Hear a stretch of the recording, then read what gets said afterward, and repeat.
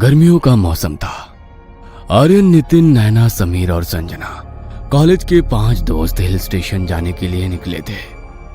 आर्यन के पास अपनी गाड़ी थी, इसलिए हिल स्टेशन तक की बस ना लेकर उन्होंने गाड़ी में जाने का ही फैसला किया। ड्राइव करते करते उन्हें 5 से 6 घंटे बीत गए थे। उन्होंने पहले से ही होटल की रिजर्वेशन करा रखी थी। होटल अब लगभग 15 से 20 मिनट की दूरी पर था, लेकिन इससे पहले कि वो लोग होटल तक पहुंचते, उनकी गाड़ी अचानक बंद पड़ गई। अरे यार, इस बार फिर गाड़ी खराब हो गई। ये तो तेरा हर बार का ड्रामा हो गया आर्यन। कभी तो अपनी गाड़ी की सर्विसिंग करा लिया कर। अरे सर्विसिंग तो छोड़ो, लगता है इस कंजूस ने टैंक भी फुल नहीं करवाया था, इसी वजह से गाड़ी रुक गई। अरे चुप करो यार, अभी थोड़ी देर पहले ही तो पेट्रोल पंप पर टैंक फुल करवाया था। लगता है कुछ और खराबी हुई है। पता नहीं यहाँ पर हमें कोई मैकेनिक भी मिलेगा या नहीं। आसपास कोई है भी नहीं जिससे पूछ लें। आर्यन का तो इतना कहना था, तभी उससे सामने से गांव का ही एक आदमी आता दिखाई दिया।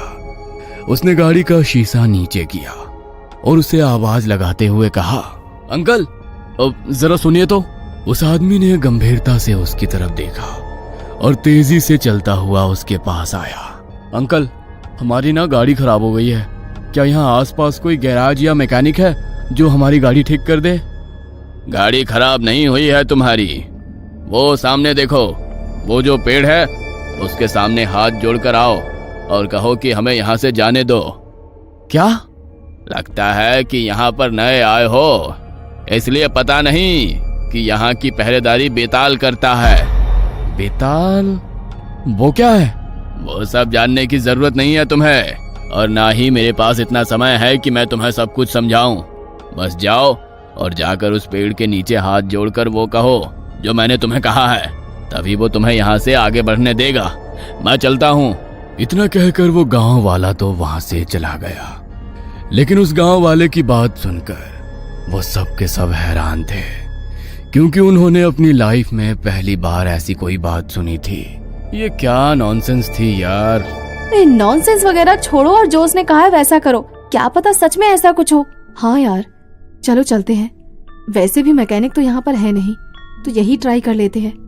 क्या पता सचमुच यहाँ पर कोई बेताल हो और उसे हम पर थोड़ा तरस आ जाए।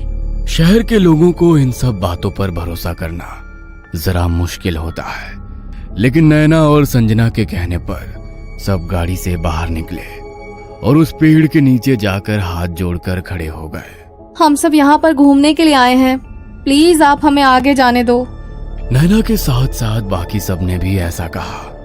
तभी अचानक से शांत वातावरण में कुछ हलचल सी हुई और उस पेड़ की एक एक पत्ती हवा से इतनी जोर से लहराई कि उसकी आवाज उन 5 के कानों में चुभने लगी। वो आकर अपनी गाड़ी में बैठ गए। तुम सबको क्या लगता है कि अभी गाड़ी स्टार्ट हो जाएगी? पता नहीं, जब भी किसी गांव में आओ तो क्या क्या फालतू की चीजें करनी पड़ती हैं। मैं ऑनलाइन कोई मैकेनिक सर्च करता हूँ। अरे पहले गाड़ी स्टार्ट तो करके देखो। अच्छा, जैसे तो गाड़ी स्टार्ट हो ही जाएगी। बेताल का मजाक उड़ाते हुए आर्यन गाड़ी स्टार्ट करने लगा और गाड़ी स्टार्ट हो गई। ये देखकर वो 5 के 5 हैरान रह गए। अरे ये तो सचमुच स्टार्ट हो गई। गांव की मान्यताएं और परंपरा कुछ भी बेफिजूल नहीं होता। खैर, ये सब तुम लोगों की समझ में नहीं आएगा। हाँ, क्योंकि ये सब तुझ जैसे गंवार की समझ में ही आ सकता है। आर्यन ने गाड़ी आगे बढ़ाई और थोड़ी देर में ही वो अपने होटल में पहुंच गए। होटल के एंट्रेंस में ही एक बहुत बड़ा मंदिर था, लेकिन मंदिर के अंदर मूर्ति किस देवता की थी किसी को समझ में नहीं आ रहा था, क्योंकि आज से पहले किसी ने उस देवता की मूर्ति को नहीं देखा था। बड़ा ही अजीब मंदिर है। ना तो मंदिर के अंदर पूजा पाठ जैसी कोई चीज रखी है और ना ही कोई रोशनी है। बड़ा ही अजीब सा मंदिर है। आप इस मंदिर पर ज्यादा ध्यान मत दो, इससे जितना दूर रहो उतना आप लोगों के लिए अच्छा होगा। अरे क्यों खाली फोकट लड़कियों को डरा रहे हो? अरे कुछ नहीं है, चलो अपने अपने रूम में चलते हैं। बाकी सब तो उस मंदिर और गार्ड की बातों को इग्नोर करके अपने अपने रूम में चले गए, लेकिन सिक्योरिटी गार्ड की बातें सुनकर नितिन का मन बेचैन सा हो गया।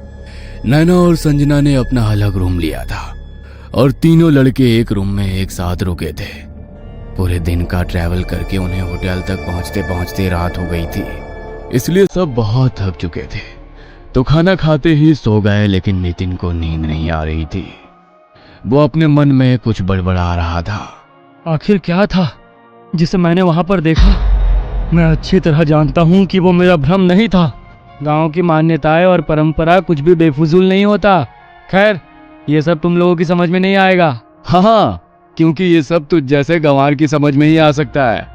इससे पहले कि नितिन आर्यन की बात का कोई जवाब देता, उसकी नजर गाड़ी के रियर मिरर पर पड़ी, जिसमें वो पेड़ बिल्कुल साफ दिखाई दे रहा था, जिसके सामने अभी वो लोग हाथ जोड़कर आए थे।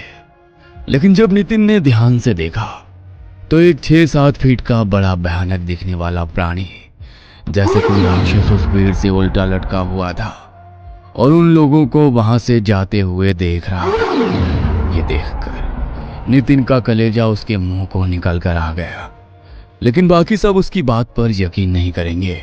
ये सोचकर उसने कुछ नहीं कहा और अपनी आंखें बंद करके चुपचाप बैठा रहा। होटल पहुंचकर ही उसने अपनी आंखें खोली और होटल पहुंचकर उसने उसी राक्षस जैसे प्राणी का मंदिर देखा तो वो और ज्यादा हैरान रह गया। इसलिए उसके मन में ये जानने की उत्सुकता हो रही थी कि आखिर वो क्या था और क्यों हर कोई उससे इतना डर रहा था। कुछ तो अजीब था वो, लेकिन क्या था समझ में नहीं आ रहा। क्या बोला था उस गांव वाले आदमी ने? लगता है कि यहाँ पर नए आए हो, इसलिए पता नहीं कि यहाँ की पहरेदारी बेताल करता है। हाँ, बेताल। लेकिन ये क्या है? पता नहीं। इंटरनेट को सब कुछ पता है, देखता हूँ। नितिन ने इंटरनेट पर बेताल लिखकर उसके बारे में सर्च किया ताकि वो बेताल के बारे में जान सके और उस हिल स्टेशन और बेताल के बीच का क्या कनेक्शन है वो भी जान सके। ओह माय गॉड, हमारी किस्मत अच्छी है जो बचकर आ गए, वरना ये तो बहुत खतरनाक है। इंसानों को मारकर ये उनकी आत्माओं पर कब्जा कर लेता है। लेकिन अगर ऐसा है तो यहाँ पर इसका मंदिर क्यों बनाया गया है? बड़ी अजीब बात है। इसके पीछे कुछ ना कुछ कहानी तो जरूर है, पता करना पड़ेगा। न जाने नितिन को उस हिल स्टेशन के साथ बेताल से जुड़ी कहानी जानने की क्या उत्सुकता थी। वह आधी रात को उठकर फिर से नीचे गया तो गार्ड ने उसे रोकते हुए कहा, अरे ओ भैया, इतनी रात गए कहाँ जा रहे हो? लूटने का इरादा है क्या? पता है ना टूरिस्ट स्पॉट है और रात को कैसे कैसे लोग घूमते हैं यहाँ पर। मैं कहीं बाहर नहीं जा रहा, बल्कि आपसे ही मिलने आ रहा था। मुझसे मिलने? वो भी इतनी रात गए? मुझसे इतनी रात गए, ऐसा क्या काम पड़ गया तुम्हें? तुम उस बेताल के बारे में कुछ जानते हो क्या? मैंने अभी इंटरनेट पर सर्च किया तो देखा कि ये बहुत ही खतरनाक चीज है। तो फिर यहाँ पर इसका मंदिर क्यों बनाया गया? और वो पेड़ जिस पर बेताल रहता है, ये सब क्या कहानी है? कहानी नहीं है, सच है। और तुम्हें एक बार बोला ना कि इससे दूर रहो। एक बार में बात समझ में नहीं आता क्या? अगर एक बार ये तुम्हारे पीछे पड़ गया ना तो जान लेकर ही पीछा छोड़ेगा।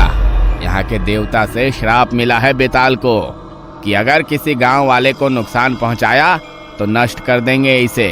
इसलिए यहाँ के लोगों को नुकसान नहीं पहुंचाता है, बल्कि रक्षा करता है। और इसी वजह से इसका मंदिर बनाया गया है यहाँ पर।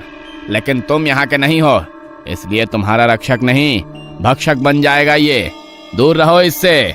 अच्छा ठीक है ना, मैंने तो तुमसे बस इसकी कहानी पूछी थी। क्यों फालतू में डर रहे हो और मुझे भी डरा रहे हो? कहानी जान ली ना, अब तो जाओ और सुबह होने तक यहाँ वापस मत आना। गार्ड के बार बार बोलने पर नितिन वापस रूम में आ गया। लेकिन बेताल के बारे में जानकर अब तो उसे और ज्यादा नींद नहीं आ रही थी, इसलिए वो खिड़की पर जाकर खड़ा हो गया। खिड़की खोलते ही जैसे ही उसकी नजर बाहर पड़ी तो सामने ही बेताल का मंदिर था। उसने देखा कि एक लड़की अपने सर पर काला कपड़ा ओढ़े हुए आई।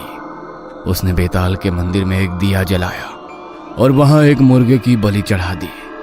उसे समझ में नहीं आया कि वो लड़की आखिर ऐसा क्यों कर रही है। उसे तो पहले ही बेताल के बारे में जानने की ना जाने क्या उत्सुकता थी। वो जल्दी से भागता हुआ नीचे गया, लेकिन तब तक वो लड़की वहां से जा चुकी थी और जिस मुर्गे की उसने बलि दी थी उसका सिर्फ खून ही वहां पर बचा था। उसका शरीर वहां नहीं था, जैसे तो किसी ने उसे ग्रहण कर लिया हो। ये देखकर नितिन डर से बुरी तरह कांप गया।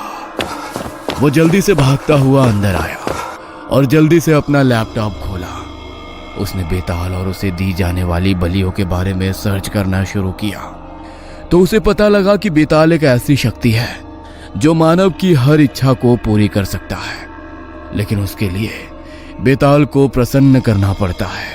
उसे पशु बलि अत्यधिक प्रिय है। मुझे जो चाहिए था मुझे मिल गया। इससे सांप भी मर जाएगा और लाठी भी नहीं टूटेगी। बस एक बलि ही तो देनी होगी। अगले दिन वो पांचों घूमने निकले। घूम फिर कर वापस होटल में आए। कल की तरह ही आज भी सब लोग बहुत थक चुके थे तो खाना खाते ही सो गए, लेकिन नितिन नहीं सोया। सबके सोने के बाद वो उठा और टैक्सी करके कहीं चला गया। रात के लगभग 2:30 बजे का समय होगा जब वो टैक्सी में होटल वापस लौटा, लेकिन वो होटल के अंदर नहीं गया बल्कि बाहर बने बेताल के मंदिर में गया। उसने अपने हाथ में एक थैली पकड़ी थी। उसने एक जिंदा मुर्गा लिया जिसके हाथ पैर और मुंह बंधा था। उसने बेताल को उसकी बलि चढ़ा दी।